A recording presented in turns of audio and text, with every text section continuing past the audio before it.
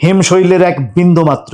১৯ মাস পর লিখতে বসে সাবেক উপদেষ্টা এম সাখাওয়াত হোসেন যখন এই কথা বলেন, তখন বুঝতে হবে ডাল মে কুছ কালা হ্যায়। ৫ আগস্টের সেই উত্তাল মুহূর্ত থেকে শুরু করে ৯ দিনের মাথায় ওনার দপ্তর বদল, পুরোটাই যেন একটা পলিটিক্যাল থ্রিলার। সাখাওয়াত হোসেন স্পষ্ট বলেছিলেন, পুলিশের সংস্কার মানে শুধু লোগো আর পোশাক বদলানো নয়। তিনি আক্ষেপ করে লিখেছেন, ১৫০০ মারণাস্ত্র এখনো নিখোঁজ, অথচ আমরা মেতে আছি পোশাকের রং নিয়ে।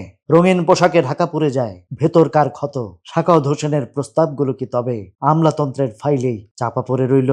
উনার সেই বিতর্কিত আওয়ামী লীগ সংক্রান্ত বক্তব্য, যেটার জন্য উনাকে পদত্যাগ করতে বলা হয়েছিল, তিনি তো আজ বলছেন সেদিন যা বলেছিলেন আজ লোকে তার চেয়েও কড়া কথা বলছে।